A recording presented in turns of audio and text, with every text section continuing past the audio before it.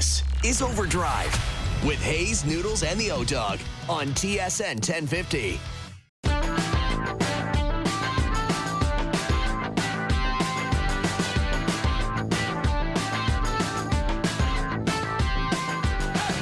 All right, here we go. OverDrive off and running. TSN 1050 on the TSN app, your home smart speaker, up on TSN 4. Brian Hayes, O-Dog, Jeff O'Neill, Frankie Corrado.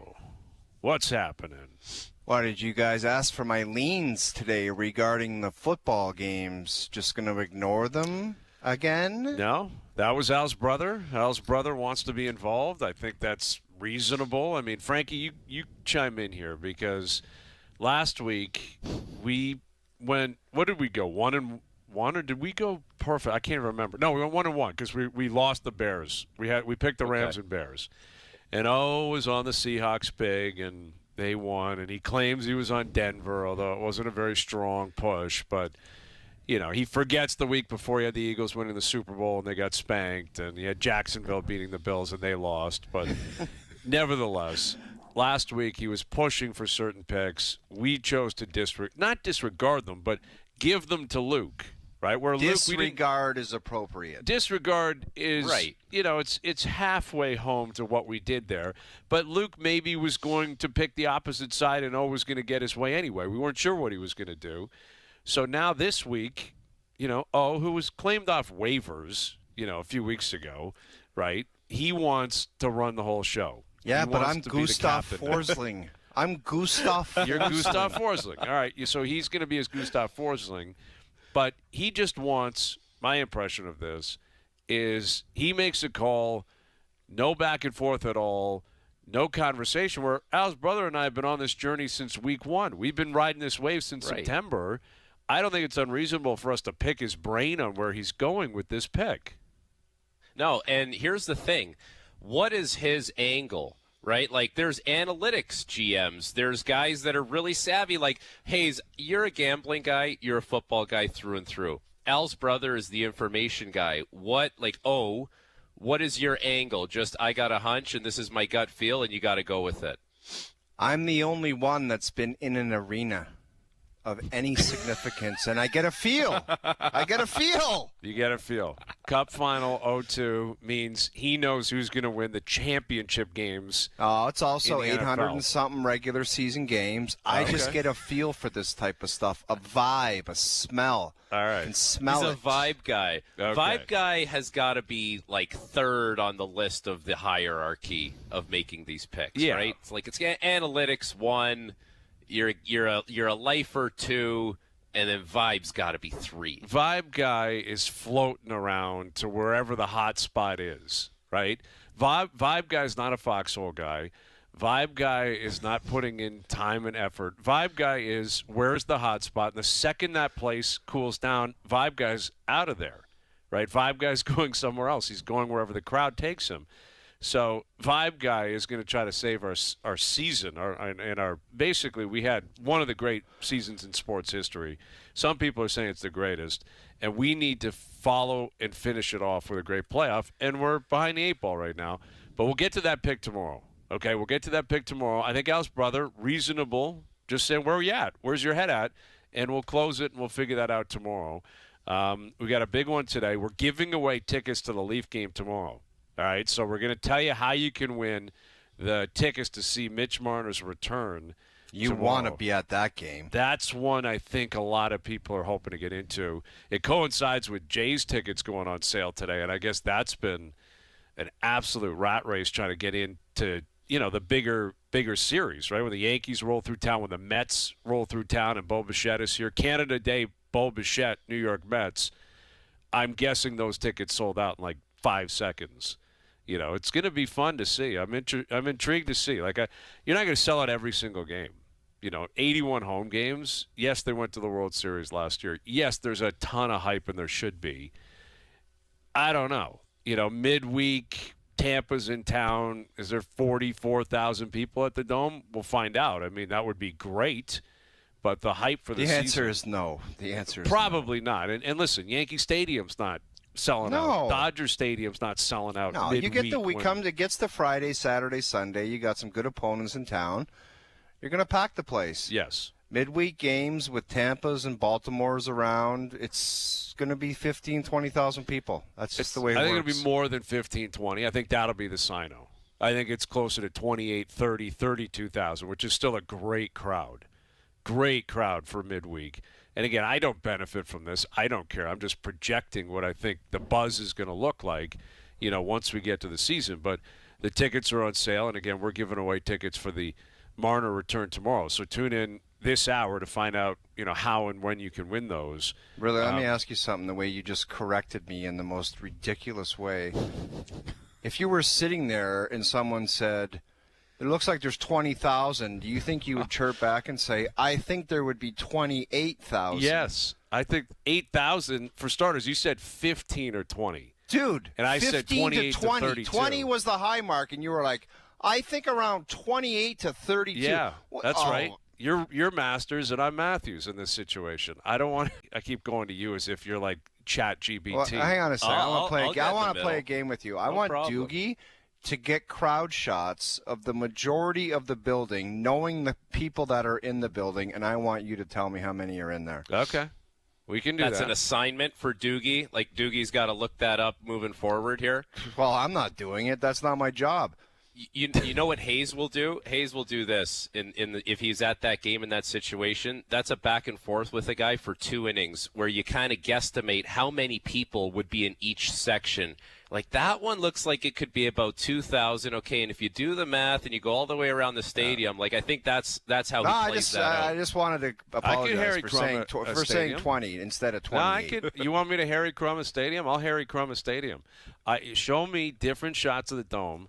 And I will tell you, within reason, within 1,000 Doogie, you text me when you have a couple of different shots, and you tell me the number that's in the building. You have to know, though. This is going to be difficult to do. I don't know if Doogie It's like the can jelly get beans in the jar thing. Like, exactly. If you can do this, you got to find jelly beans in a jar, put your guess in, and start winning some cash. I'm telling you, I think I could nail the dome. The dome's been around for 37 years now. I could nail the dome's attendance. Nail it. Now, it's changed over the last couple of years because they've taken seats out, right? And they've added some different things and they've added some room. But if you can give me a panoramic view of the dome where I can see all of the people, because that's where it gets a little sneaky. If you cut off the left field, well, then that's going to affect my jelly bean count. But I think I could nail it within a couple grand. And I think you're way off. And I think save that's some chicks for the insulting to rest of suggest us with this type of people. information. 15. It's the most irrelevant thing of all time. It's talent I think I have. I can just imagine if you were rolling single like downtown, you just fired it out there. I can guess the amount of people in that dome. 5 seconds. That'd be on my Tinder profile. Yeah. 6'2", because you got to apparently put that down. 6'2", and I could nail the amount of people in a dome for any game all season long. If you're on one of those apps and you're above 6 feet and that's not like the first thing that's in your bio, you're crazy. Yes. Crazy. Yeah. That's the first thing. It's got to be 6'1". How much lying says. goes on, though? How many guys are little twerps and they put 6'2", and they're little weasel 5'8"ers? Yeah, height catfishing. Height catfishing. That's male catfishing. I guarantee you is a massive problem. All the time. I think it's the go-to male version of the catfish. I'm 6'3", and you show up and you look like Tyrrell Hatton. It just doesn't work that way. Speaking of Tyrrell, I got a great couple quotes from him. I'll tell you later about what he did over the holidays and how he was operating, and he's a beauty, Tyrrell Hatton. I'd like to see him back on the PGA Tour. But anyway, tickets for the Marner game tomorrow in Vegas and Boston tonight, which should benefit the Leafs because they're going to need it. It sounds like Oliver Ekman-Larsson, who left the game early last night, that's a big strain on a defense. He played a minute 50, I think, last night. A guy goes out that early in the game, and Detroit can move, and Detroit has now beaten them 4 times this year. Detroit's 4-0 against the Leafs. But Ekman-Larsson likely won't play tomorrow, and it sounds like Brandon Carlo, according to Chris Johnston, is also nicked up and may not play tomorrow. So Tanev, we know, isn't playing. Willie's not playing. And if Ekman-Larsson and Carlo are out, Matthew Nyes is at 50%. Yes. That's what he looks like to me. He can't move. He's really he's struggling out there. He's trying. I credit him because he's battling and he's playing, and they need him. But that's a lot of important pieces that could be out of the lineup with Vegas in town tomorrow night. What do you think? It's happening all around the league. Obviously, Toronto's getting hammered right now, but when you have this schedule, this is inevitable. You got any kind of veteran presence on your team every other night, back-to-backs, basically once a week. You're going to have guys go down like this. But we've talked about Toronto's depth all year. How are they going to recover? How are they going to win games with this roster that they're going to potentially goaltending and goal scoring? Yeah, but you're asking a lot out of 34 and 60. Yeah, but he tweeted out last night. It almost seems, I don't know how you phrased it, but we're venturing into unreasonable term, asking Joseph Wall and Austin Matthews to step up in these moments and kind of carry the load. That's what it feels like. Yeah, I thought Matthews was really good again last night. He was. Tons of opportunities and chances, and you can feel it with Willie not playing and Knives at, whatever it is, 50, 60, 70%. Tavares needs the Olympic break. I think Big John, time. And this happens to him. I bet you down the stretch, Tavares will be awesome. I'll bet you he comes out of the Olympic break flying. You give him a break, his body resets. I expect big things out of him down the stretch, and I think he'll supply them. Last night was another example without Marner. I know we're 50 games into not having him, but it's a scenario where he could have broken the game open in the third period. It's a little bit close. It's 1-1. Maybe he makes a play, but it's Matthews flying. The other guys are trying to keep up, and Frankie, I think it's Joseph Wall and Halladay and maybe Stolarz when he returns. Stolarz the savior. It could be a savior scenario for Stolarz. But last night's game, for the most part, I thought they generated some pretty good chances. Mm-hmm. John Gibson has been one of the best goalies in the NHL basically since December 1st. And Detroit, wouldn't you know it, best team in the NHL since December 1st. It's funny how those two things kind of coincide. Goaltender's going to have to steal you a few. At least Austin Matthews is playing better now, and it looks like he's more like himself. But yeah, you're asking a lot right now. But the chances were there last night. I didn't think that was a dull performance by them. I thought Gibson had to make a lot of really quality saves. And if that's not Gibson in net, if that's someone else who's having a bad night, that's probably two more, an extra point in the bank. But It's not. And now it's Hayes, all those games early in the season that they squandered away, well, this is when push comes to shove, chips are down. You would have liked to have a little more currency in the bank at that point. Yeah, this is what I think we've all been anticipating. The first 20 games, they had a really soft schedule, playing, teams that were inferior teams, a lot of home games, and they just didn't take advantage of that. And now it's, Vegas, Colorado, Buffalo. You got to go through Edmonton coming up, and they got 7 games until the break. They've got to basically survive up between now and the break. You've got to be – we've been talking about this for it feels like at least a month. I think at the break you got to be within 2 or 3 points. If you're within 2 or 3 points of the playoffs, then you're in the race down the stretch. You're going to have to get hot. You're still going to have to rely on the same guys. The goaltending's going to have to be great down the stretch. It's going to have to be. I would presume Stolarz will return by then. If Stolarz and Wall get a good break and their bodies are fresh, hopefully the two of them can coincide and get on a heater and you can get in. How many tilts are left before the break? 10? 7. We got 7 games. 7 games, yeah, and that includes the Western nothing. swing. So you got Vegas tomorrow, Colorado Sunday, Buffalo Tuesday, and then you go out to Seattle, Calgary, Vancouver, Edmonton. So you've got winnable games there, like Seattle, Vancouver, Calgary, winnable games. Edmonton's going to be tough, but it'll be the last game before the break, and there'll be a lot of emotion, and it's always a built-up game. It's a fun game to play. There's also a lot of private birds at the airport. A lot of private birds. Both ways, though. Everyone's got 1 foot out the door in that game. That's a weird one, man. You know which game is actually not really a pushover anymore? That Buffalo game. No. I did their game last week. Man, they're good. Yeah. They're legit. I think they're going to make the playoffs. I think this is the year that Buffalo makes the playoffs. I'm willing to declare it at this point. Okay, feels that way. And Detroit, their roster is still it's perplexing to me a little bit because you got Larkin who scores in overtime. DeBrincat can play, Raymond can play. Like, those guys can move. They can all skate. They're all skillful. And then you got, like, the JVRs and the Canes and the Cops and the Appletons, like, all good, different players, though, at different parts of their career. But they've built up the defense. And guess what? They're getting a save. And they're getting a save. Gibson was great last night. And I agree with your assessment, Frankie, through 40 minutes. I thought, in the third, the Leafs, I don't know what they were doing. They never had the puck in the third. No. They never they were outshot, 12-2 or something in the third. They lost the draws for the most part in overtime, which is a huge part of the way that plays out now. You got to win the draw so you get possession. But I thought for the first 40, you're right. I thought, there were a number of guys that had quality opportunities, and Gibson just robbed them. But then in the third, it was like, hold on for dear life, get a point, and okay. But Detroit got 2 on you, and now Detroit's 9 up and likely gone. Likely and Detroit's it's Tampa, pretty good. Detroit.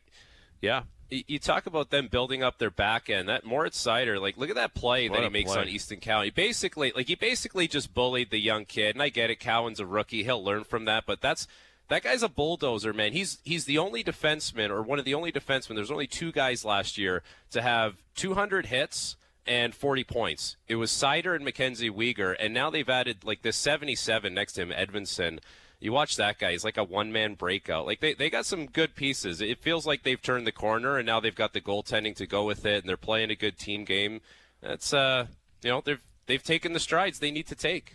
That's a coachable moment for Easton Cowan. I think that's something that'll stick out for him, because there's a bunch of different elements. I've told you guys many times about my experience being in front of the net and Eric Lindros basically just grabbing me and chucking me in the corner, and then I was lying on my back and I watched him score a goal.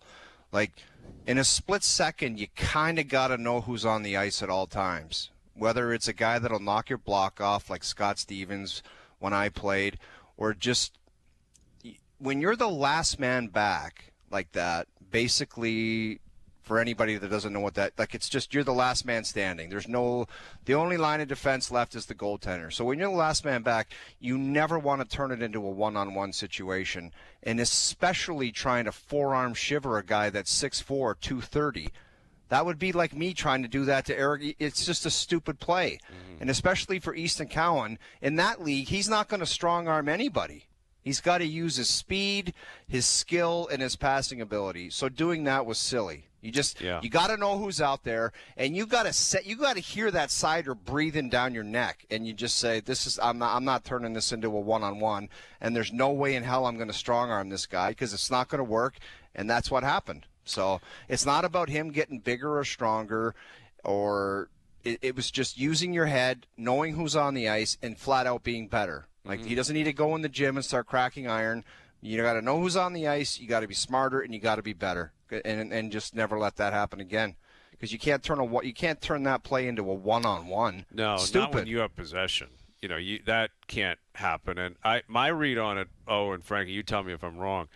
I think he thought, well, Seider's not going to chase me here. Like that, I'll just go out in the neutral zone because everyone just lets you go out for a cruise. And Seider said, screw that. I'm on you, and I'm going to push you around. And, it's an unfortunate play for a rookie because, Willie's probably on the ice if he's healthy. But I think he thinks Seider will just cross back, and he doesn't, and buries him. You know what he probably thought? Thinking.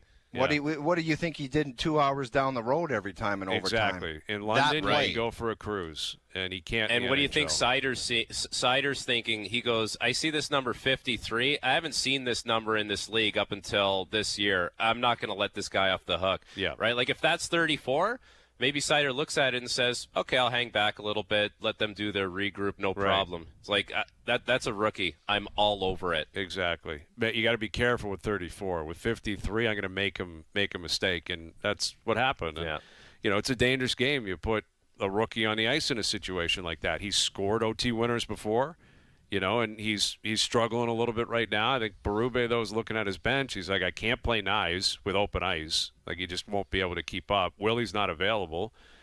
So, they're trying to find different options. But, definitely a learning opportunity for Cowan last night. And now you reset and you got Vegas tomorrow. And, Joseph Woll was really good last night. And I would assume he plays tomorrow. Guess he plays Sunday. You know, is he just going to play don't out? get crazy, Hazy B. I don't know. want to wear the I kid hear out. you. But like Vegas tomorrow, Colorado Sunday, man. Like you got to have your best Sunday stuff. too. Yeah, and if Ekman Larson's out and Carlo's out, you're depleted. So you got to hold on for dear life the next 2 games. Find a way to get a couple of points. This is where you need Joseph Wall to have that just getting over the hump moment where if you start a bunch of games in a row, it's not like we're just looking at this thing saying, well, when's the injury coming and why do we have to be so aware of it? Like, can you put together a stretch of games here? Because he couldn't earlier in the season, clearly, and now he's had to do it again, or he might have to do it again. Like, as a goalie, as a player, as an athlete, will you ever have that moment where it's not this thing is looming because you've started X amount of games in a row? I wonder if that can be the case for him here. I know the Leafs are hoping for it, for sure. And, you know, a lot of great games in the NHL. You got Sid in Edmonton, Pens, Oilers tonight, Sid, McDavid, and Skinner's not going to play, but Skinner's been red hot lately, you know, and Pittsburgh's still in a playoff spot. Pittsburgh's competing. You know, we keep talking about the trade deadline and what could happen or what could not happen, and I think Pitt looks at it and goes, why would we trust the Islanders are going to stay in? Washington just lost to Vancouver last night. You know, so why would you be fearful of them? You're not fearful of New Jersey. The Rangers stink. You know, like someone's got to grab the 2 and 3 seeds in that Metro division, and Pittsburgh. Dude, beware of those teams that stink, man. Coming down the stretch, they are going to cause a lot of problems. Well, a lot of problems. Well, first of all, they all still think they're in it. Yeah. Let me ask you guys this. Who's more disappointing, New Jersey or Washington, as far as teams that aren't in the playoffs right now? Because both those teams were supposed to be way better, and Pittsburgh and the Islanders are staring down at them right now. I'd say Wash because of the year they had last year. You know, like New Jersey, they might lean on some injuries, and there's been some, I wouldn't say controversy, but like the Quinn Hughes pursuit and all that. It seems like it's kind of ugly. You know, like it seems more of a soap opera. Where Washington is just kind of cruising around and not playing well, you know, like they're still in the hunt. And Hayes, they went on a heater too. Like they had a bit of a kind of a rough start, then they went on a massive heater, and now they've kind of stumbled. Where it's like, I don't know, they're hit or miss, man. I don't know what the hell they are. They're hard to figure out. Big time. Again, you lose to Vancouver. They had lost 11 in a row. Dude, Vancouver's that team where you're in the locker room after and you're like, guys, we just lost to these guys. They lose every night. And we wheel in here and we take the L. Come on. Yeah, that's the players only meeting. They're the new players only meeting team. They might. You know what's crazy about Washington's little scuffle here is that Tom Wilson goes out of the lineup just after New Year's, like January 3rd, I think. He came back in that loss to Vancouver, but without Tom Wilson, it's like they couldn't win 2 games in a row. Like that guy, I know we talk about him a lot for being big, strong, menacing, all that kind of stuff. It feels like that's the guy that stirs the drink on that team. Without him, they didn't have any juice. Yeah, he's their identity now, right? It was Ovi forever, and Ovi's still there, but Tom Wilson has been a leading charge for them. All right, Bruce Boudreau coming up on the Caps, on the Leafs. If you're Craig Berube here, how do you get through the next few games? If Ekman Larsson's out, if Carlo's out, how do you approach the goaltending situation? And, you're 7 games away from the Olympic break. Do you just floor it until you get there, knowing you've got 2.5, 3 weeks break after that? We'll catch up with Bruce, get his take on that. The Insider's coming up today. I've got a list after Bo Bichette had his presser yesterday, right? Top priority for Bo is to win down in New York, leaving a team that was just in the World Series. But his top priorities win. Not $42 million a year. No. His top priority is to win. How could he not sign that contract, Of course. I don't blame him at all. And Dude, he's playing. You know what he's playing? He's playing third base next. Yes, he never played third. Never. So they just they gave a guy 42 sheets to say, by the way, do you want to play third? He's going to DH, and he's going to move around. Like they've got a weird infield down in New York. And they just acquired Freddie Peralta yesterday. He was not obviously a third baseman, but he had a great season starting in Milwaukee. That's another issue with baseball right now. You can yell and scream about the Dodgers and the Mets, and I get it. But if you're Milwaukee, why not just pay Peralta? You just won 97 games. You know, he just had a great year. Now he's owed money, and you're like, get rid of him. Like, that's an issue too. Dodgers paying guys, sure, but you not like other teams just simply not being willing to pay anybody that has success. That's a problem in baseball. So it's not just about the cap. There better be a floor too, where teams are like, you got to pay. If you're an owner in Major League Baseball, you got to spend some money. So we'll get into that a little bit later this afternoon as well. Overdrive continues, TSN 1050 and up on YouTube Live. Tomorrow on TSN 1050, your Toronto Maple Leafs take on Mitch Marner and the Las Vegas Golden Knights as Marner returns to Toronto. Coverage starts at 6 p.m. Johnny Toronto!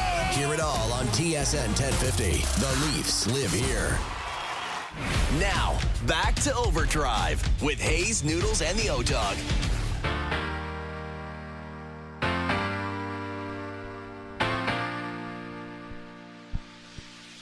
All right, Hazy B. Got your first pick. Jelly bean pick, the Rogers Center, you're saying? You want to do it after, Brucey? We'll I'm do it right. good. I'm good. If you want to post it. Let this guy see this pick. ALDS New York Yankees. Oh. Show him the pick. What? Well, it's obviously sold out if it's the DS, dude. It's 43,000 or whatever. I don't even need to see the pick. You can't do a picture where it's a playoff game. Doogie, you're a moron. Yeah, you can't do a playoff game. Like, obviously. Doogie, I want the Minnesota Twins on a Tuesday. Exactly. You Bingo. need the Twins on a Tuesday in May, and then I'll tell you within a couple grand of what I think it is. Doogie, Flash the can pick, anyways. Just Yeah. flash Doogie, the I'm going pick to talk to you anyways. after. Let's Dude, talk to a real, I don't think like we can flash the pick because it's obvious, Frankie. It's got It's embarrassing. The answer is 44,000. You didn't even need to see it. That's what kind of producer we're looking at here. That's embarrassing. Embarrassing. It can't be the divisional series at Yankees. Like, come on. I was there for the games.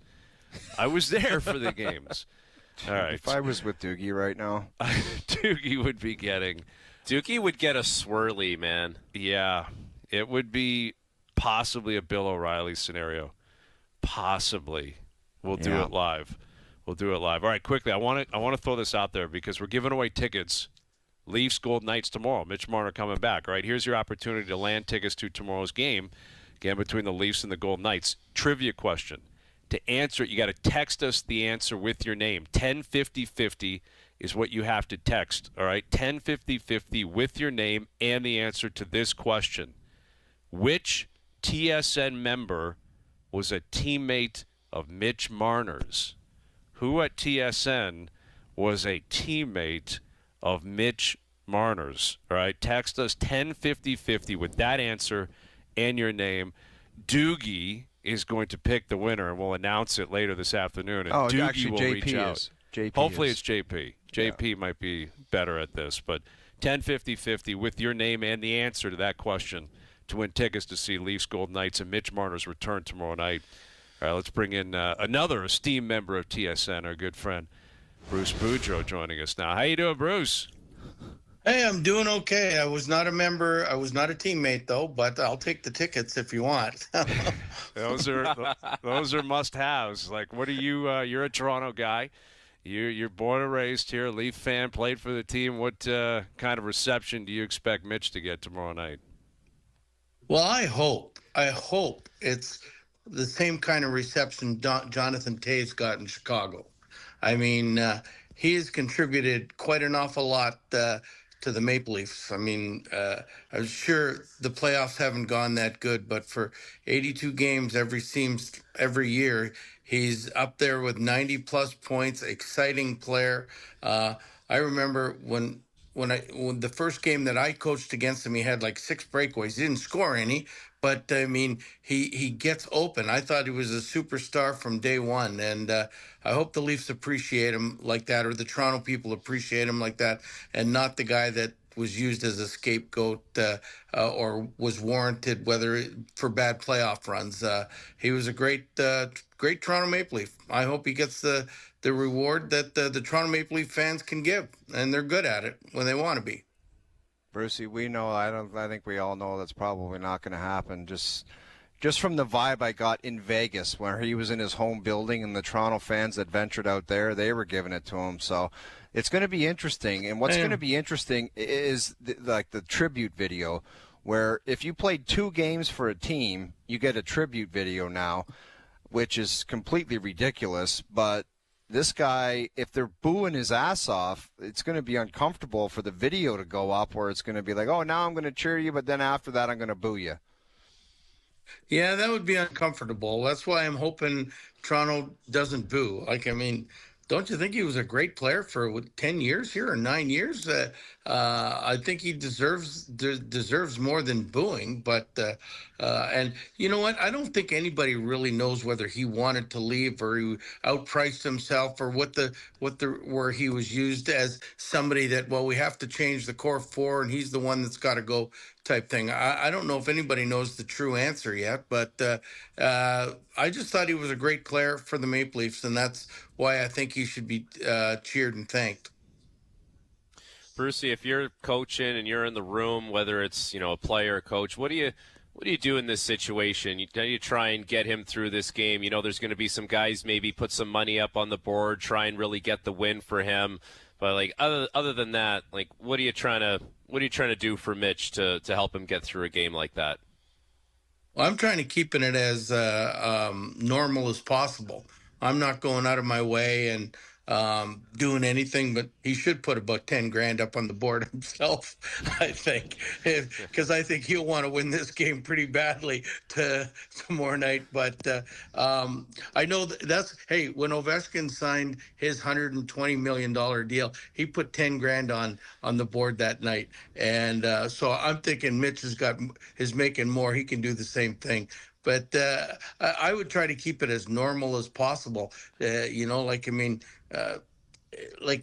going to have so many friends and family in the arena, but not try to overemphasize how important it is to Mitch when you're talking about the game plan or anything else. Just try to keep it as if it's just a normal day. Bruce, the Maple Leafs, and it didn't really dawn on me till yesterday, there's only 30-something games left for a lot of these teams. It's going to go fast. It's a sprint to the Olympic break, and then it's going to be a sprint after. The Leafs, they certainly dug themselves a hole with a favorable schedule at home, and they did not take advantage of it. And they got some tough opponents. They've got injuries. How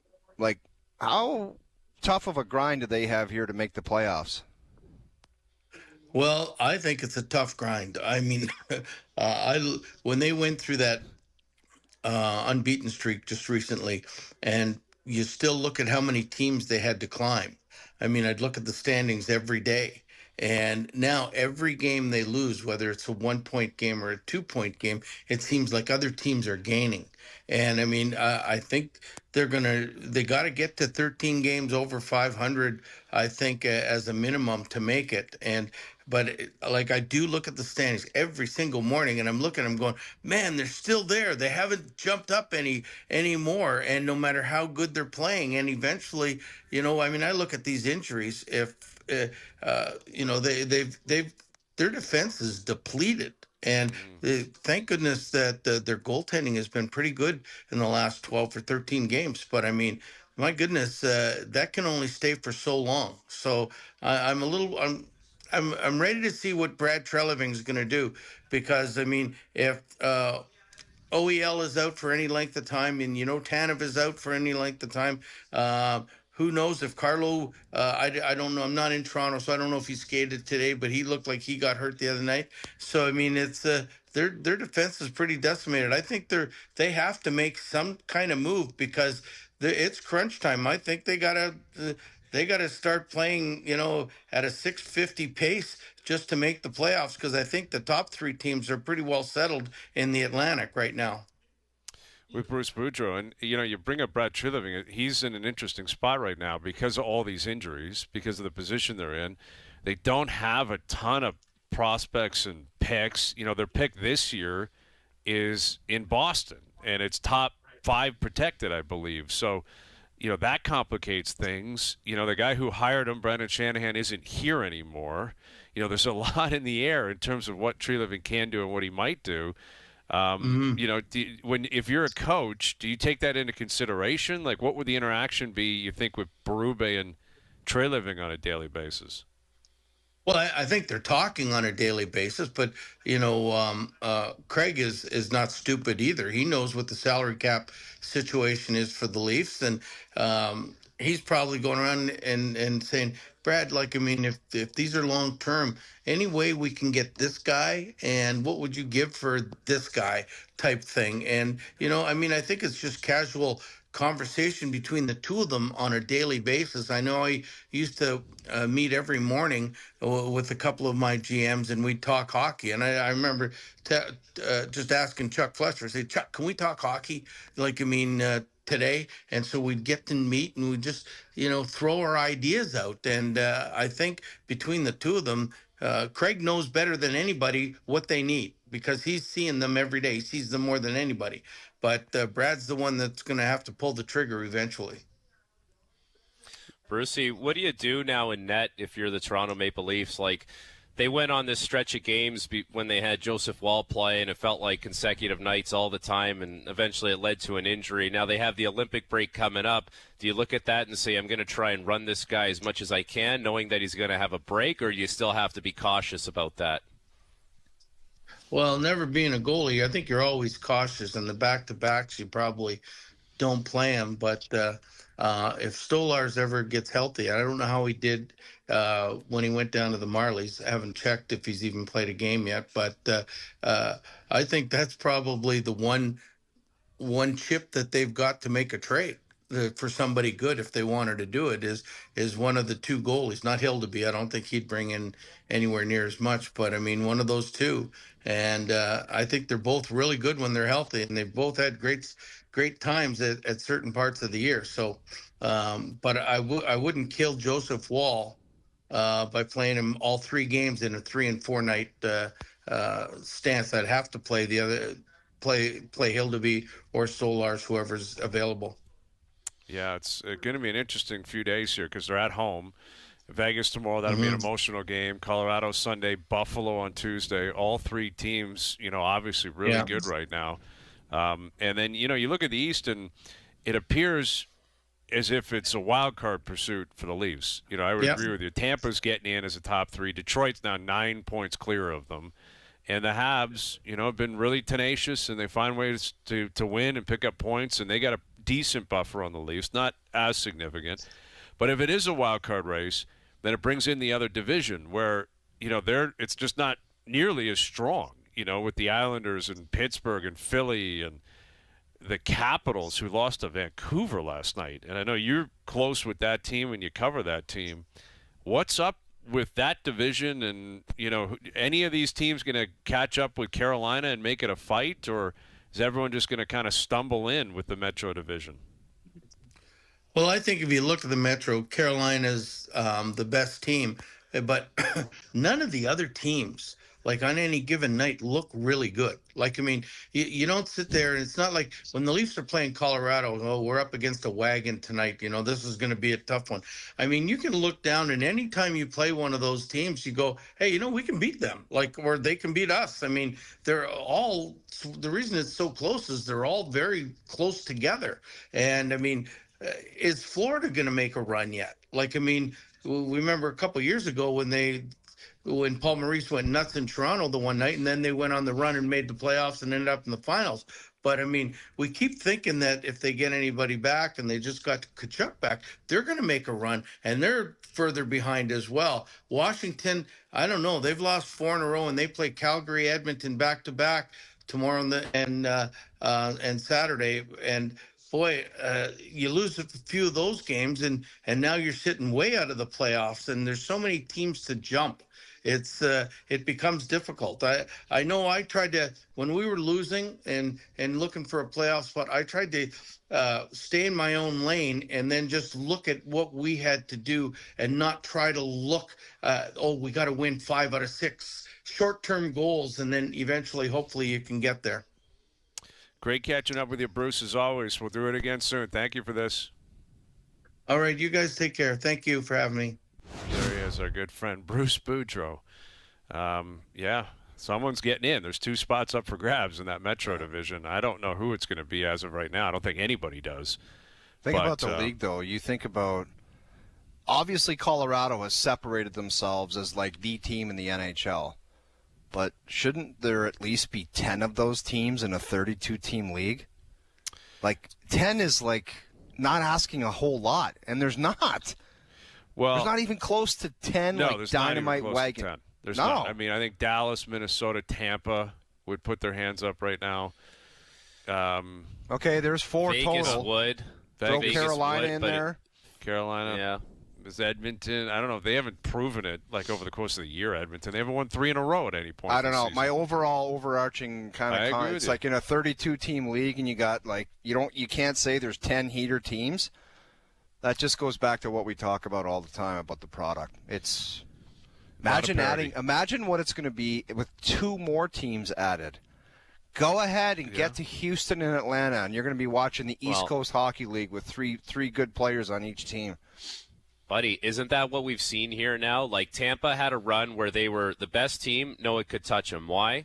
You just can't, because they have the secret sauce and you don't, and everyone else is jumbled together. Florida, same thing. So what's it going to be now? Is it going to be Colorado goes on a run for 3 years where they're untouchable because they got the secret sauce and everyone else is jumbled together?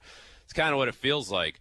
One team at the top, a couple at the bottom, everyone else just right there. Yeah, and that's, I think, what Bettman always wanted and envisioned, because there's like 25 teams still in a playoff hunt. You know, maybe more than that.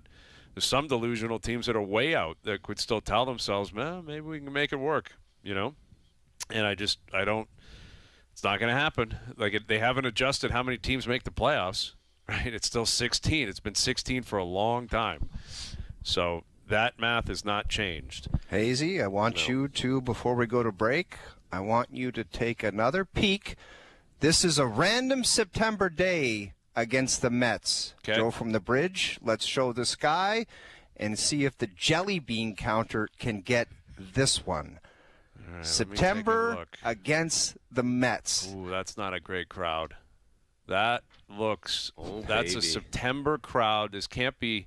Versus the Mets. I want a number. I guess I don't need a year on this, but that looks like their new Well, they have the Reno done. No? Yeah, it's Reno's the dome, you idiot. No, it was I know, last but I'm trying year. to figure out. I know. I'm just saying. Like, I'm going to say 19.5. Wrong. Oh, 29,000. 29,000. 29,000. I can't see behind the plate, though. I was going to say 28,000. I was Okay, going to good for come you, out Frankie. of my mouth. 28,000. Brutal Come picture, on. dude. Brutal picture. No, you got to show told behind me, the plate. You told me you could just graze around and I say. said panoramic view of the whole. Here's one more for you guys. Here's one more for you guys. This is a random June day against the D-backs. Again, oh, this is tough. That is I a find lot of this people tougher, there. actually. That's a lot of people. That's because look at the 500 I'll let level. Hazy go first. Would you shut up, Hayes? You don't know what you're talking about. 33,000. I'm going to go higher. I'm going to say 37,000. Wrong. 27,006 for 35. Okay, I'm close enough there. You're right. But again, brutal. You guys are not understanding.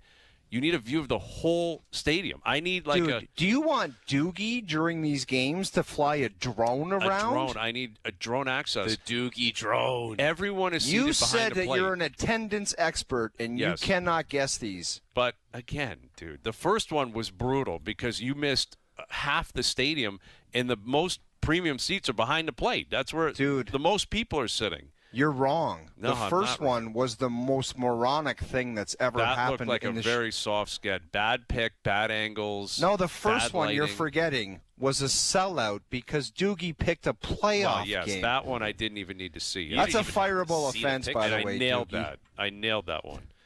All right, the Insider's coming up. We got a list still to come. Might sprinkle in some arbitrations that we didn't get to yesterday. A little arbitration on the fly, right? We're tracking what's going on down in Palm Springs, where Scheffler's back in the course, and I've got some quotes from Tyrrell Hatton about what he was doing over the holidays. I think you guys are going to want to hear those. We'll get to that. We got to mention that William Shatner picture too. We should have a full breakdown of what Bill Shatner was doing in his car recently. Dude, OverDrive. You gotta show us. TSN 1050 and on TSN 4.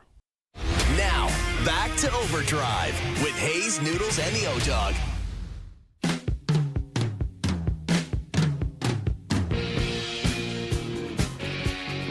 All right, we are tracking towards the NHL trade deadline, but the NBA trade deadline will be here in just a couple of weeks, and there's a report that now the street clothes in his camp are demanding a trade out of Dallas. Anthony Davis. You got to be kidding me. Can you imagine having the Stones to demand a trade when you're hurt? Like, he's hurt. He's had surgery. He's barely played. They sunk like a stone since they acquired him. But we'll see. And Dallas is probably like, fine, just get out of here or whatever. But the Raptors went through Sacramento and beat the Kings last night. Big back-to-back for them. They beat the Warriors, beat the Kings. And they are tied to Sabonis, and maybe they try to acquire him, and who would go out the door? We'll see. It could be R.J. Barrett, who's been really good this year. Hey, but I gotta I read just a quick comment from Josh, and he was like, they're willing to part with some kind of combination of Pirtle, Barrett, quickly, and they're like, Pirtle's injuries are like sending off alarm bells within the front office, and it's like, okay. If they're sending out alarm bells for this front office, isn't another one having the same alarm bells about this guy? You would think. Like, it's the same as street clothes. Yeah. Which just, God, it goes back to even acquiring that guy. Like, that is insanity, crazy, man. Well, I think they're circling the Kings because, the Kings are such a disaster. Like, J-Lu sent out a thread after the game last night that was very scathing of the Sacramento Kings, but very deserved, very deserved. But like Josh really, I think he hit the nail on the head about just how big of a disaster it is. Like they've been a disaster forever. Like they just exist in the league, and it's, the Raps went through there and they picked had up that a win one-year flash a couple of years ago where they were lighting the beam, and that's it. Back into obscurity. Mike Brown was their coach. It was all good, and then nope, see you later. Done. Back to irrelevance. All right. Insiders coming up. We'll show you the William Shatner pay in a full breakdown. That's why you got to be watching live on TSN4 or YouTube live or whatever. And, again, we'll look ahead to Mitch Marner's return, and we'll announce a winner.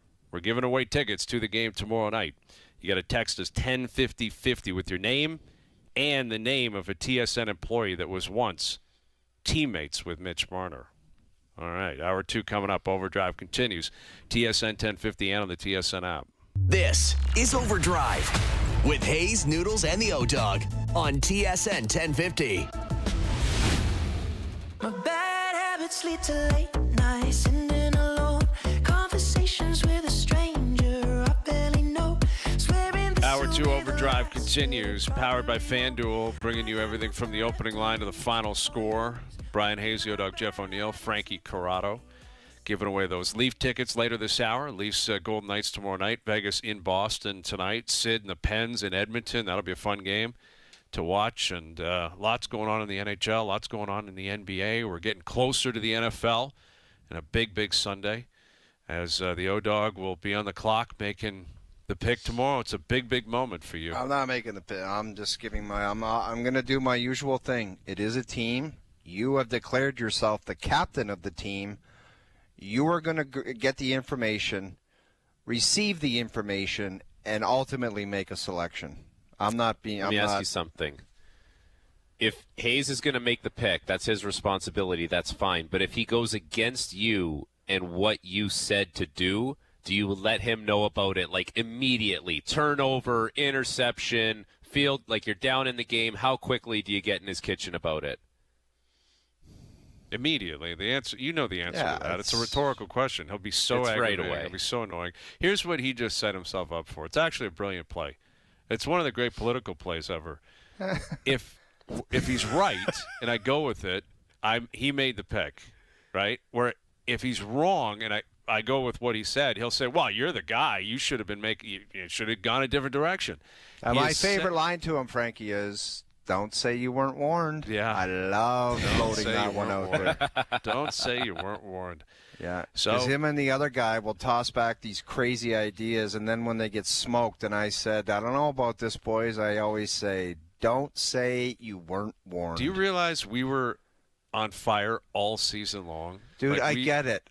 I'm Forsling, though. Yeah, I'm Gustav Forsling. I jumped on the Florida Panthers and moving I appreciate ship. that. And we're 3-2 in our picks. The Bears have jammed us twice. All right, we're still we have a winning record in the playoffs. It's that Luke hasn't missed, and Noodles, I guess. Credit to Noodles as well. He's playing a big role in that, I'm sure.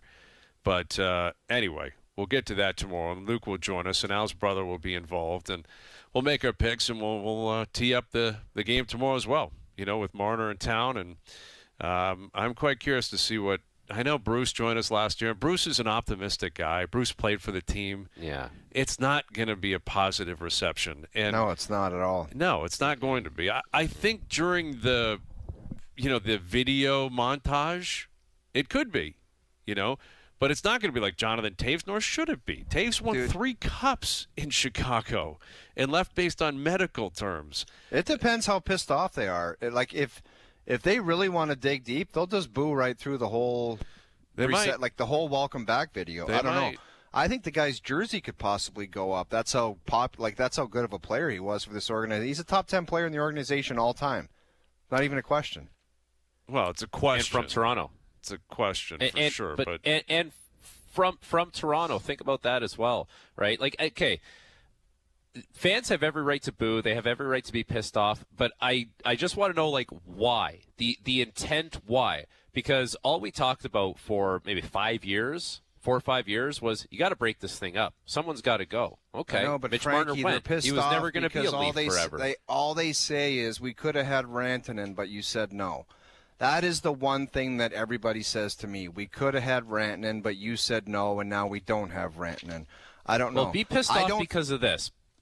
Be pissed off because in 2019, he wanted $11 million when Rantanen took $9 million and Braden Point took a bridge deal at $6.5 million. And then that's fine. You got all your money. But then you had to deliver and you had to win. And then year after year, Marner, Matthews, Nylander, Tavares, the guys who were making all the money, they didn't win. Flat cap world, I get it, but you can't really lean on that as an excuse. So all the optimism, all the hope, that went down the drain. And then we got to the point where it was like something had to change. Someone had to go. Okay, he's gone right now. So boo him because you're pissed about the way they performed in the playoffs. Boo him because he's gone. Someone had to leave, and it turns out it was his time to go.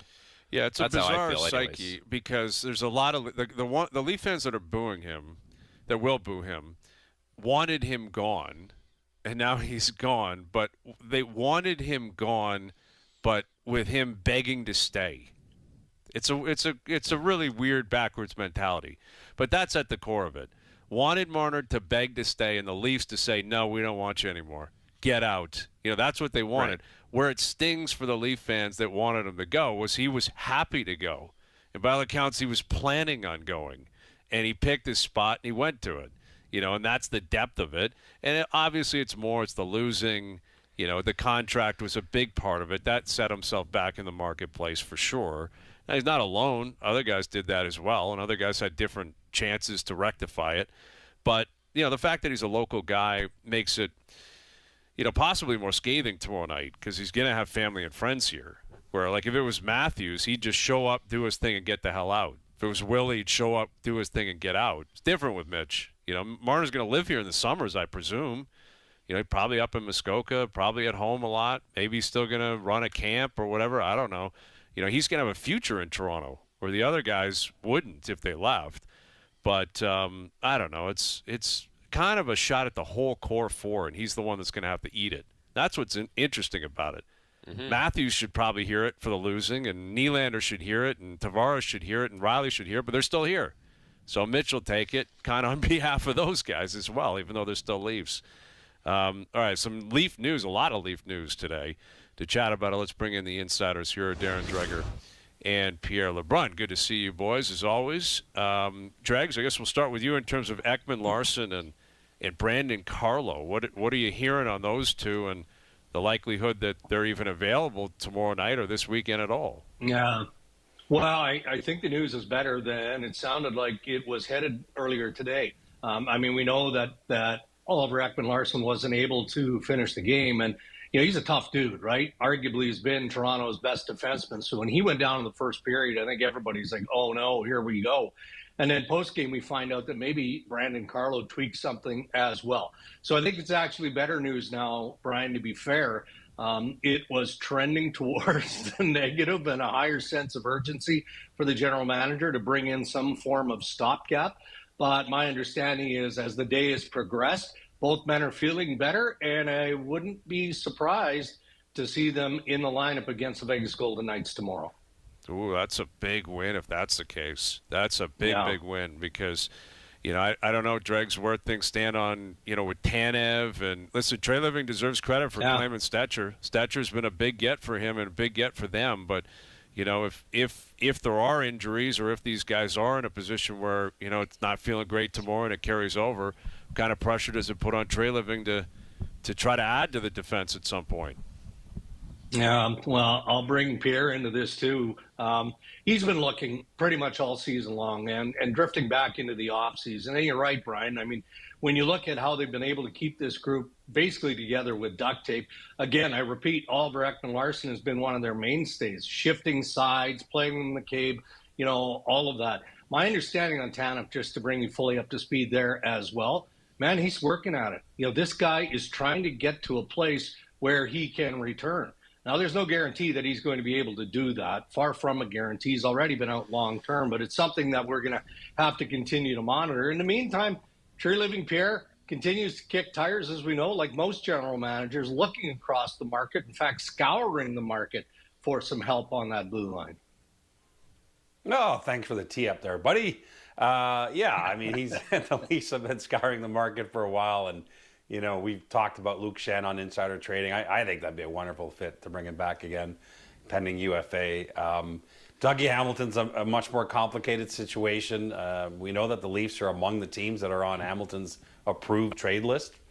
Where it goes from there, I'm not quite sure. There's no way the Leafs can afford $9 million a year, which is what he makes for 2.5 years. But I know the Leafs have batted that around internally, and a host of other D options. What's hard right now, not just for the Leafs, but for other teams that, I've talked to all week, is they're waiting for more teams to declare themselves as sellers. Look at the East, man. I mean, I was looking at this because I had a note on the Florida Panthers today. They're 5 out. They're in an 8-team battle for the last 2 wildcard spots in the East. like who's announcing that they're out? So I think everyone's trying to get, in some ways, to the Olympic break and understand where they are. But I get that OEL is not long term, if at all, not even a game, and same for Carlo, as Dregs just told us. But it doesn't change the fact that with the Tanev situation, the Leafs, I think, have to add a piece on the back end before the deadline. Otherwise, I don't know how they make the playoffs, perhaps, or even if they make the playoffs, how they can think that they have a chance of going past a round. Pierre, I'll start with you. Is there anything that this team could do leading up to the Olympic break, right up until the Olympic break, that could push them into a position to do what Boston did last year, where they just say, you know what, probably not our year, and we might just have to move away from some things and go get them next year? Like, is there a scenario where that could happen? I mean, I guess there is. Oh, and I know why you're asking. It's funny. Remember that day on December 23rd when it looked like the sky was falling in Toronto? And Brad Treliving had a mini news conference in lieu of Mark Savard's firing, and basically coming out and saying, I'm not firing Craig Berube. It feels like a long time ago now. But at the end of that news conference, I was able to get in the last question to Brad Treliving. And the question was, are you looking at the market for selling or buying at this point? And I thought it was a fair question given where the Leafs were. And if you remember his answer, there was very little hesitation that he did not think the season was over, and he was still looking to add if he could, within reason, of course. The reason I point that out is that, listen, I think Brad Treliving's always going to do the right thing for the Leafs, but his own situation at the end of the year is going to be interesting. Let's face it, he's got another year left on his deal after this year. He's got a new boss in Keith Pelley. And so you're asking me, would the Leafs get into a position where they start a mini teardown like Boston did last year? I don't see it today, man. I don't see it right now. No, and I also wonder too. Yeah, it gets a little bit more complicated too for the Maple Leafs. Like, we just saw Kiefer Sherwood from the Vancouver Canucks go to the San Jose Sharks for a couple of second-round draft picks and an American League defenseman, a 25-year-old, right? And I think that, there were some mutterings by Leaf fans. Well, Kiefer Sherwood's a nice player. Like, as a rental, like, why wouldn't you give that some thought? Well, the problem with that is, again, some of the trades that were made prior to Treliving arriving in Toronto are still haunting this team from a draft pick perspective. So second-round picks are actually valued. And then you do have to look at what your business is moving forward. What do we think Bobby McMahon is going to get on a contract extension? $4.5 million per year? Probably. Scott Laughton is playing really good right now for the Toronto Maple Leafs. What is Scott Laughton going to command? Are you willing to pay him more than what he's getting paid right now on an annual average? So all of that kind of stuff is factored into the pieces that are going to go out because they don't want to talk about Easton Cowan or Ben Danford in terms of trade bait. So who else are we talking about? And the rest aren't going to fetch you the pieces either on defense or up front that are going to move the needle. Pierre, in some of your talkings with GMs and executives around the league, do you get the sense that there's any team sort of operating with a soft deadline with the Olympic break, just wanting to get some business done before everyone takes off? Or is everyone okay with the trade deadline really being that hard deadline this year? Well, before I answer that, Frankie, you are the answer to the trivia question, right? You play with Mitch Marner? Hey! Come on, there's still people What? texting in here. Come on here. These are big tickets. People I are don't still get to trying guess? to win. Yeah. Oh, okay. You got to text 1050. I don't know if I'm right. What an idiot. Frankie's séjour in Toronto wasn't that long. I don't know if I got it right. I mean, yeah, it's possible. Maybe it was someone else. Pierre, unfortunately, Pierre, you saying that it wasn't that long, that was my longest tenure with any team in the league. So, it was a good run for you. And it went well for you. Yeah, it was great. Great. I don't know where to go from there. I don't know if I can ever speak to you again, Frankie. Listen, good, I think there are teams that would like to act before February 4th because they can't afford to wait. And I think of the two-time Stanley Cup champion Florida Panthers. In a perfect world, when they were playing a lot better about a month ago, it looked like they were back. They would have waited till the Olympics and seen what they need. But now Seth Jones out for another month, and they're 5 points out. The sense that we're getting is Bill Zito is picking up that phone all right and trying to see if he can help his team here before the Olympic break, if possible, because every game is huge now for them and all the teams of that race. So I think that's the example I would use, that some teams feel these next 2 weeks could be make or break. The teams that are comfortably in a spot that can afford to wait, that's what they'd rather do, because they want to see, A, if some of their guys get hurt at the Olympics and then pivot, and B, some of the guys they're eyeing that might be going to the Olympics, they'd like to make sure they don't get hurt there and then make their move at the Olympics. So it depends where you are in the hierarchy right now in terms of answering your question, Frankie. Well, the Olympic conversation is interesting because they're fired up in Montreal, as you guys know, that, Jones is out. They didn't call Lane Hudson, and they went to Jackson Lacombe, who's, a good young player in Anaheim. And I think the explanation was he's bigger, obviously. He's more, maybe he's more suited to penalty killing and more defensively sound. But, if the idea is, well, we've got Quinn Hughes on the team, and I guess I'm speaking for Bill Guerin, if you can only have one guy like Quinn Hughes, does this take Hudson out of the next Olympic Games? Like, what does Hudson have to do to get, more involved in that conversation? Because he has been great again this year. He was phenomenal last year. Yeah, he's been great. I'd be shocked if Lane Hudson. Yeah, go ahead, Drakes.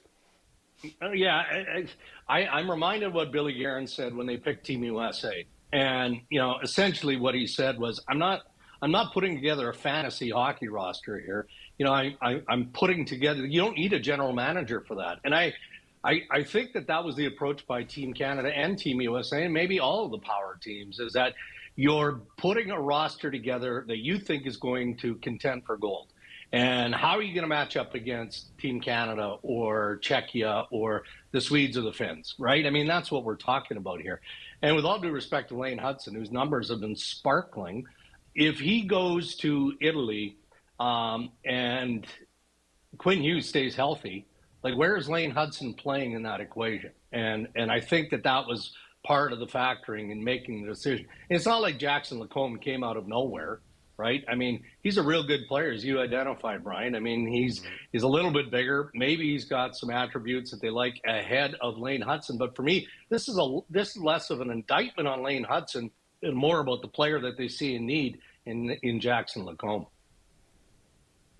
Yeah, and Lacombe almost made Team USA right out of the gate on his own. I mean, that's my understanding. He was that close to making it to begin with. Yeah. You know, because he plays in Anaheim, I don't think he gets the same, you know, the same chatter about him than other players do, depending where they play. I will also say that his skill set is more similar to Seth Jones as well, if you're going to, you know, in terms of replacing the kind of player that you're replacing. I don't know. Lane Hudson's a pretty special player, though. And if he's not on Team USA in 4 years in the south of France. By the way, I'd like to go to cover that Olympics as well in the south of France. Yeah. If Lane Hudson's not there for Team USA, something's wrong. I mean, he's so dynamic. I could have seen him succeed at these Olympics, but Drake's covered it really well. Between Quinn Hughes and Zach Werenski, there's lots of offense on that blue line, and Team USA really focused on different roles. Quinn Hughes is going to play 30 minutes a night in the Olympics, in my mind. Yeah. So that's how they approach that, for better or for worse. And again, I can't tell you how many times Bill Guerin, in the conversations I've had with him in general, has talked about how it really hit him and his management team, how heavy and hard the game was at Four Nations, the first best on best hockey in more than a decade. They came out of that tournament saying, man, there is no ice out there. And it really influenced some of their decisions. It influenced some of Team Canada's decisions, quite frankly. And that would have had an impact on Billy Guerin's decisions, too. You saw some smaller players, and it's no disrespect to Hudson, as much as you just pumped his tires, Pierre, but you saw players like Kyle Connor and Jack Hughes at the Four Nations. They were not that effective. And when you have a D-core with Quinn Hughes on it and Zach Werenski, both playing left-handed shots, skill guys that can play almost half the game each, there's just not – they want something different out of the third-pairing left-handed shot. It's that simple. For everyone in Montreal that's offended by this, it's that simple. You're going to put them on a third. They need a guy to kill a penalty. They need a guy to be big and strong in front of their net. They have more than enough to go around of puck handling and exit passes. They have it, and he didn't make the cut. It's no disrespect to the kid. Move on and stop crying about it. It's crazy stuff. Well, the one that I think – might deserve a little attention, and it got the attention earlier this week, was Cole Caulfield scoring the goal with 15 seconds left in the game. Yeah. And it's kind of crazy that it's against Billy Guerin's team, Minnesota, and Brock Faber was the guy who didn't, like, flex out to him in the zone to cover him. And that's, you know, he's going to be part of Team USA. But we always talk about these games, you know, no space, but we also talk about the clutch factor, and can you score a big one at the right time? No one's got more game-winning goals than Cole Caulfield over the last 3 years in the NHL. Like, how much dregs would they have taken that guy into consideration, and is that one that they still think about at this point? Yeah, I'm sure they do. I don't think there's any question about that, just based on what you said, Frankie, the ability for this kid to shoot the puck and put the puck in the net. And a goal like that, you can see how you might need it. You might need it in a real tight game, just that quick turn and release and the way he shoots it. It feels to me still like Jason Robertson might be the next go-to guy if there is an injury up front. It does. And, you know, the Americans, for the most part, have stayed pretty healthy, with the exception of the decision that they just had to make on the blue line. But both Canada and the U.S.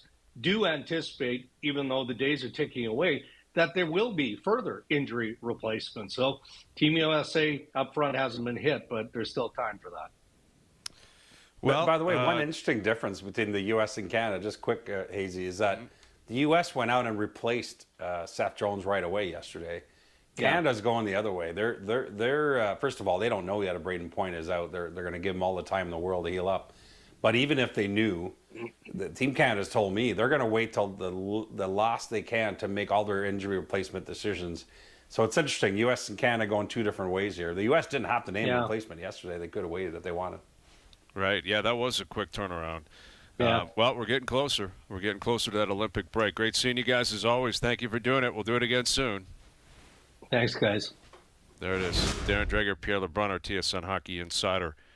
Doogie saying thousands of texts coming in, and a lot of them recently saying, hashtag thank you, Pierre, for the answer.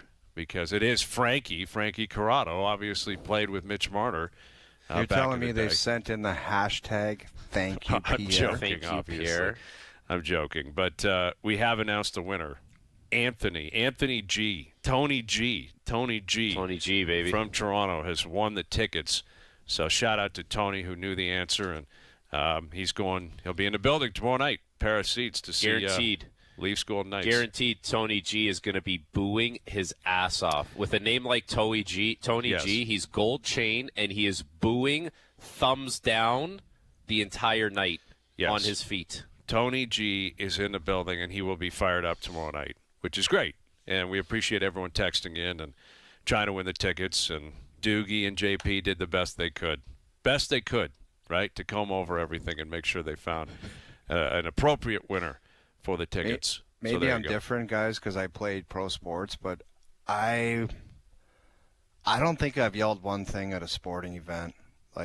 No. Like, if I went to a game and Bo Bichette and I hated his guts, I don't think I, you know the guy that's like, hey, Bichette, you suck. I've never done anything like that. I think you guys and clearly I know you're have a different view of you were athletes. You know, you can put yourself in the shoes of the player, maybe, and think what that's all about. And no, but I actually think a guy that I don't know what you're getting out of it. Just saying, Bo Bichette, you're a loser, or like a boo. I don't need anyone seeing me standing there booing or face paint. Maybe I have a different perspective on it. I think it's a North American view too. Toronto's a different spot for this. You go to Europe or something, the chants, right? The chanting. Oh, I totally get it. But hey, process. Let's say I went to a game with you, and you stood up and said, "Marner, you stink." I would say, can you please sit down and never say anything like that? I find it it's weird. I find it embarrassing. Yeah, I don't know. I think the booing or the cheering is one thing. I hear you on the specific commentary towards whatever. I think a lot of it's instinct. A lot of it for people is just instinct. Move the puck, do this, bad play. Shoot the puck, whatever it is. You get into it. I think it'll be interesting. A lot of it is tribal. A lot of it is what is the mob doing. And if tomorrow night, if it's quiet early, it'll be quiet for the whole game. No one's going to start the chants or the boos. If it's electric early, if he's getting booed right when he steps on the ice, not for warm-up, but 2 minutes before puck drop and the refs are flying around, if he steps on and the boos start, then it will boo the whole night for the most part. But I find the crowds in Toronto and Leaf fans in particular, it's usually waiting to see what other people are doing. And that's where it'll be intriguing. Where if the attitude is that one, I don't really care to boo, then people won't. And if it's not a majority, then no one will boo. But it'll happen a little bit at the beginning, right? It'll be at the beginning for sure. Everyone will get it out of their way. By the third period or halfway through the second, maybe it dies down a little bit. If the Tavares to Long Island was 10 out of 10, what's your gauge on this one? Mine would be 6.5. 6. Yeah, I was going to say Toronto can only go to a 7. They don't have that Long Island I hate your guts, you're dead to me. They don't have those comments. But that's what I'm saying though. That was the norm. Now it was a built-up thing. It was tailgating and wait till this guy gets here and we're going to make his life miserable collectively. Everyone's in on it. And I'm not sure if everyone will be in on it because I think there are some people that, love Mitch and wanted him to stay. I will say one thing. I think Toronto will attempt to get as close to Long Island as they can. They'll probably get to a 7 and they might push it to 7.5. There's just, I don't know what it is. The way he left, the way he went out, they don't like it. And when they're booing in a visiting building and you're noticing it, it's going to happen. Listen, it's going to happen. He's horrible with PR. Horrible. It's some of the worst PR ever for a star player. Yeah. It's always woe is me, always the victim. Never took accountability for anything throughout his career. I just don't think he would, for whatever reason, and it's crazy because he was a stud player from all the way. He was a blue chip guy, London Knights, Memorial, the whole 9, top 5 pick. and he just didn't seem comfortable. Like, you talk about giving I could have given that guy a PR blurb at the beginning of every season, and he would have had the whole city eating out of his hand. Like, it was. Dude, the thing is, they would have been probably so did. easy. I don't know. It would have been so easy to just say we got to go out there and work our nuts off and whatever. But it always seemed to be just he couldn't get the message out the right way, and it was not received well. It was always defensive, right? It was always defensive. Like, why are you criticizing us? We're fine. We're not talking about what just happened. We're moving forward. I know. It was it was weird. If and it didn't have to happen in year 9. Could it have happened in year 5, 6, or 7, where you just had the McKinnon one, where you got pissed at the situation and what had just happened, and sort of, even if you don't even believe it, just throw it out there. Take accountability for something. Who cares if you don't believe it? But just throw it out there. Have the fans kind of eat from it, and that would have changed things a little bit, but it never happened. No, it never did. Listen, how he plays tomorrow will factor in. If he comes in and lights it up, that's going to be a completely different chat, too. That'll right? be fascinating. Yeah, he comes in 2 goals, 2 assists, and is dancing all night. People are going to be like, oh, man. Like Big celebrations. Exactly. We'll see how he handles it tomorrow. By the way, my buddy just texted me and said, my kids wear your jersey on the glass, and they get booed for wearing the jersey. Thanks a lot for sending me that. Wearing number 92, the O'Neill jersey? O'Neill on the back. Like mine Leaf, like his kids wear 92 O'Neill jerseys, and his kids get booed, he said. That's a lie, first of all. No one in Toronto is booing you. Everyone loves you. And second of all, no one's booing kids wearing jerseys. That would be crazy. Extreme. That is extreme. Booing kids. That's New York. He was dead booing serious, a kid. So okay. You know who sent that. You can screw yourself because that's an ignorant comment. Ignorant comment. All right, best bet still to come. And, with Bichette leaving and Marner leaving, I got a list here of the 5 players that have gotten away the last 25 years. 5 players in Toronto that got away for different reasons that you look back on it, you think, man, that one stung. That just one got stung. away or got away / hated? Well, no, I don't. No, I'm not going the hated route because that would be easy. It'd be T-Mac, it'd be Vince, it'd be Mitch, even though he hasn't even been here yet. Be that coach that left the Jays to coach the Red Sox. Yes, John Farrell. Won a World Series. Farrell's high on the list. We'll save that list for tomorrow, I think. And I think we got a pretty good idea of where that one might be going here. Overdrive continues. TSN 1050 and up on YouTube Live. Sunday on TSN 1050. Hear the NFC Championship between the LA Rams and the Seattle Seahawks. Coverage begins at 6:30 p.m. Hear it all on TSN 1050. The NFL lives here. Now, back to Overdrive with Hayes, Noodles, and the O-Dog.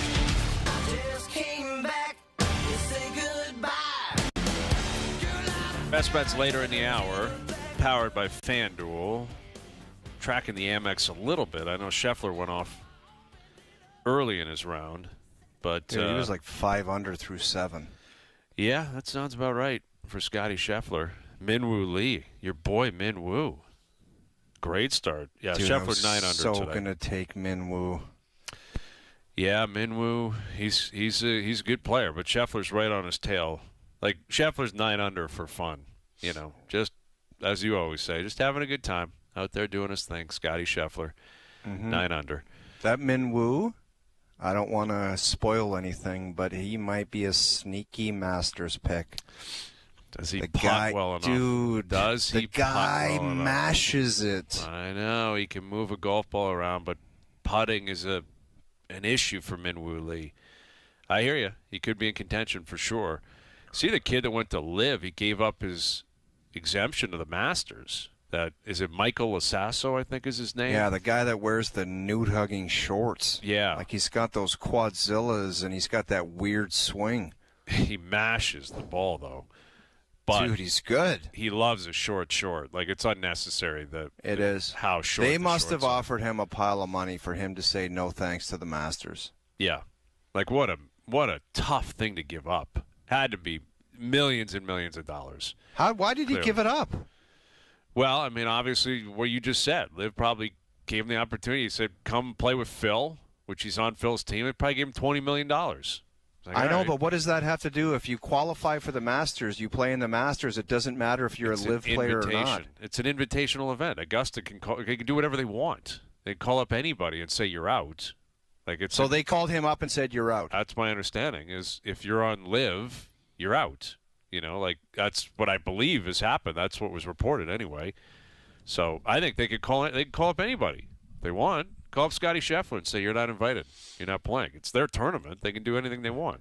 That stinky old Fred Ridley would never do that. No, he wouldn't. And don't say that. Fred Ridley, he's got a great scent. Fred Ridley, we love Fred Ridley. Love Fred Ridley. All right, I have 5 players that got away in the last 25 years. These guys went off, for the most part, they left on a positive note, and they went off to do very good things elsewhere. Just Toronto sports in general? Toronto sports, last 25 years. Okay, so this is kind of the other end of the spectrum of Marner. It doesn't mean Marner's not going to leave and do great things. He's playing really well for Vegas. They're a really good team. He could win a Stanley Cup there. He definitely could win a Stanley Cup there. I'm quite curious to see how he plays in the playoffs, especially when it's clutch, right? Game 1, 2, 3, 4, I'm sure he'll be flying. How's he going to look in Game 7 of a big game? We'll see. But these are 5 players that I think a lot of Toronto sports fans look back on and say, man, okay, look what he ended up doing. Number 5, I got Phil Kessel. Now, I got Phil there. He won 2 cups in Pitt. I think Phil was largely a guy that people liked. Frankie, Phil. And he had to leave, though, because of the timing of it, right? His contract and all that. They ate money to move on from him. But it was Matthews was showing up, Marner, Nylander. It was a new era. Babcock was the coach. Phil wasn't playing for him. It wasn't going to happen. But, the trade for Phil was not a smart trade because of how bad the rest of the team was. But Phil was a good soldier here. Played every night, scored, gave us a lot of good quotes, and went down and was great in Pitt, right? Yeah. Was great in Pitt, won 2 cups. 2 cups was a major contributor playing on that Geno Malkin line, man. Big time. Slotted perfectly, right? You put him in the right spot. I just remember being in Toronto and hearing some of the stories about Phil. One of my favorite ones that you can say on the air is he would have his first shift of the game. He'd go out there, he'd get a pass from Bozak or JVR, fly down the wing, take a shot, come back to the bench, look at both those guys, and he would say, I don't got it tonight. You guys are going to have to do this. I love it. It's not – I don't got it tonight. They're like, what do you mean? We're 30 seconds into the game. I don't got it tonight. You guys got to do this. So good. So good. 1 shift, 1 rush. I either got it or I don't. I'm telling you right now, it's not my night. Yeah. Nelson Emerson told me he used to play with a guy, I forget the guy's name, and he just said he never had his legs. Not one night ever. Just never got no legs. Got it. Don't have it tonight. 80 games into the season, waiting for a breakthrough. There's nothing worse in that sport when you just go out for warm-up and you're in a dead zone and they're not moving and you're like, there's nothing you can do, man. You can try to awake them, but you're in a fog. Your legs it's brutal. It's the worst feeling. So it's a weird connection throughout the sport where I think players at the lowest level can understand that. Or I just can't skate tonight. I know. And then there's times where you feel amazing. You're like, I'm flying. My legs are, I don't know what happened, but I'm feeling great. That's what I figured out at about 26 or 27. Those nights you don't have it, they're always going to come back sooner or later. It might be 10 minutes left in the third period. It might be the start of the third. It could be the second. So you can't mail it in because they're always going to come back sooner or later, and they might come back and help your team win the game. Right. All right, we got Phil at 5. At 4, we have Teoscar Hernandez, 2-time World Series champ. What a miss on that guy, man. Mm-hmm. Yeah. What do we trade him to Seattle for what? For Eric Swanson, who's not even in the league anymore, a relief pitcher. That was a horrible trade. Horrible, man. Trading a guy who can hit 40. He went to L.A. immediately after Seattle, and, again, is a huge part of back-to-back World Series teams. Massive. But I think he was a part of the clubhouse or the He was. But then they brought the jacket back, and they're all about vibes again. No, I know, but all the Latino players that sat at the end of the bench, I think they thought that was too much of a party, and they wanted to kind of break that up. Who was the guy with the funky hair that went to Arizona? Yeah, Gurriel also was out. And I think both of them was a major mistake. Yeah, I mean, Teoscar for sure. Like just he can mash. He's got a great attitude. He loved Toronto, and he left. And again, now he's with the Dodgers, and he looks great. And he's hitting home runs and winning World Series. And sure, he's Really not playing tough. a prominent role, but Teoscar at number 4. That's one that got away from Toronto. Number 3, I got Zach Hyman. Zach Hyman, you could argue this should be higher up the list. Like how they let him leave. It doesn't come up enough. Like all the griping about contracts and negotiations and core fours and all this stuff, how they let Hyman leave for 5.5 a year. When it should have come up a lot more. Yeah, I know 5.5. Like I'd sign that guy to if you Right retrospective now. analysis, you'd give him a 15-year deal at $5 million a year. Yeah. Dude, Bobby That shoulda McMahon's came- going to get $5 million. And Exactly. you wouldn't sign Zach Hyman for 5.5? And he's still rocking. Whatever the number Yeah. was, apparently it wasn't too far apart. Like I think he left over a couple $100,000 here or there, one way or Yes. the other. But his name should have come up in every playoffs where it was like they just needed to dig in a little more, or a little forecheck. It's just if you want to talk about a guy that was a playoff type player, it's that guy. Yep. I know, but definition at of the it. time, it was like those 3 guys are getting paid, and we got to That was the just chatter. dump overboard, man. That was the Kapanen chatter. gone, Hyman gone, Yep. all of them gone. Connor Brown was gone. Yep. Had to go, right? Connor Brown had to go. Since we're talking about ex-teammates today, like Zach Hyman, this guy would throw up 3 plates on the bench press, and he would get into like the 500s in the gym doing deadlifts. In season. This guy is an absolute machine. They never should have let him go. Local guy, work ethic through the roof. Crazy. Was just coming into his own in the league, too, because he was popping with the Leafs at that point. Yeah. Was he ever going to score 50 here? Probably not. That was a creature of playing with McDavid.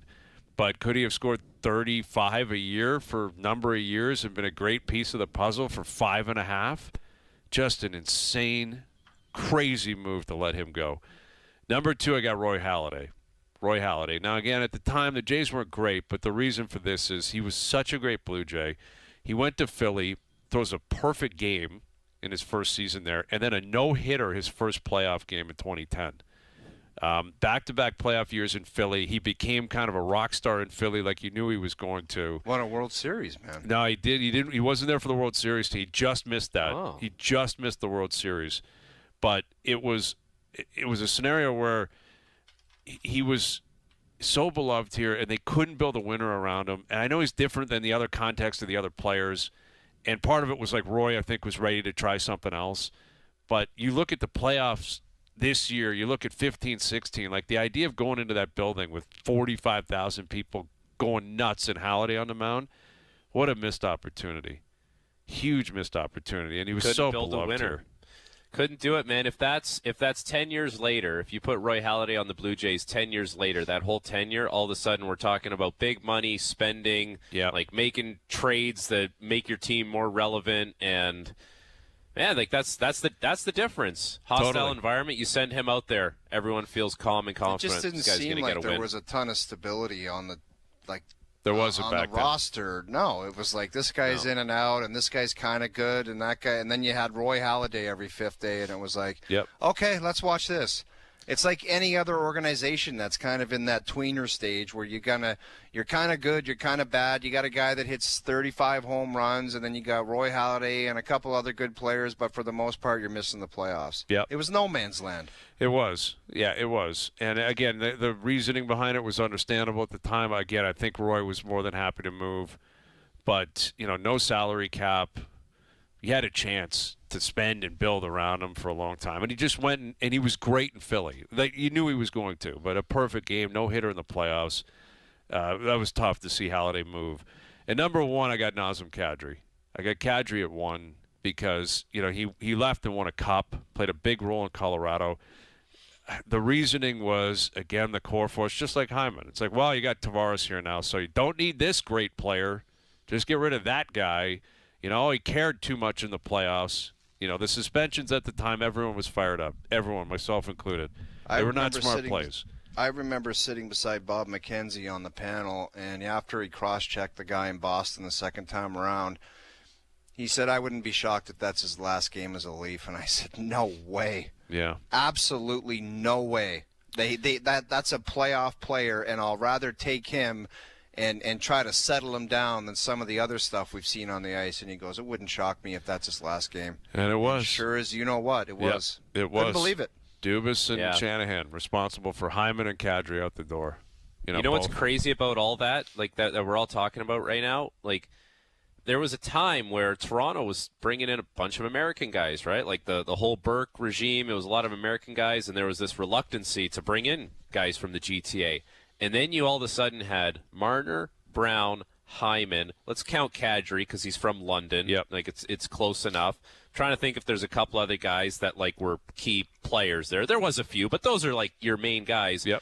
And then they were all gone, and it was like that whole thing just never really came together. Yeah, you're right. That whole plan, and those were guys. Look at Connor Brown in the playoff runs in Edmonton. It's really good. Unreal. Really, really good. If you had found a way, the what ifs, to keep Hyman, keep Kadri, keep Brown, maybe you're in a different situation. Maybe you got a different history. There's people driving, listening to this on the radio, like punching their steering wheel, just going back down memory lane right now. Yeah, it's a tough one. But Nas was so beloved here too. He played, he was played larger than his weight size or his weight class, and he'd fight and he'd hit, and he'd always seem to sprinkle in, a number of like highlight reel goals. Every 20 games, he'd have some big dangle where you're like, look at that. And he loved being a Leaf. Loved being a Leaf. Hyman loved being a Leaf. And unfortunately, it just felt like the guys that kind of stayed, they loved the money of being a Leaf and the lifestyle of being a Leaf. But that's the situation we find ourselves in. All right, there you go. That's the 5-pack. 5 players that got away from Toronto. 5 players that got away. It's kind of a depressing list, actually. It stinks. Phil Kessel, Teoscar Hernandez, Zach Hyman, Roy Halladay, Nazem Kadri. There it is. All right. So tomorrow maybe we'll put a flip side on that. But it'll be a big one tomorrow with Marner in town. All right, we'll come back with our best bets powered by FanDuel and recap what has been a busy afternoon. OverDrive continues. TSN 1050 and on TSN 4. Now, back to OverDrive with Hayes, Noodles, and the O-Dog. All right, best bets powered by FanDuel. Make your picks and assemble a same-game parlay in seconds on the FanDuel Sportsbook app. Oilers, Pens tonight. Oilers win. McDavid 2+ points. Make Crosby with a point tonight. There's your parlay. Paying almost plus 220. Best bets powered by FanDuel. Same-game parlays around the NHL are now available on the FanDuel Sportsbook app. Please play responsibly. 18+. Physically located in Ontario. All right, a lot of games tonight. Vegas, Boston tonight. A lot of Canadian teams in action tonight. And, of course, Oilers, Pitt tonight. So it's going to be a fun one. It's going to be a fun one tonight. Yeah. Did you guys notice at all that, like, we're all kind of wearing the same getup here? We got a white T-shirt on and some kind of cardigan over it. Just the go-to January look, way. Man. It's kind of cool. It's kind of cool. We're all on the same page. I like it. Very cool. Different tones. Different tones. Yeah. Very January. Very January. I think Carrie would be fired up that we're very fashion-forward. Carrie knows what she's doing. Carrie takes control of the whole operation, as she should, with the 3 of us in particular. Polar Vortex tomorrow. Watch yourself. Dude, watch yourself, man. It's cold as Mars. Yes. All right, we're out of here. Enjoy your evenings. Enjoy the games tonight. We're back tomorrow at 4 p.m. We'll chat then.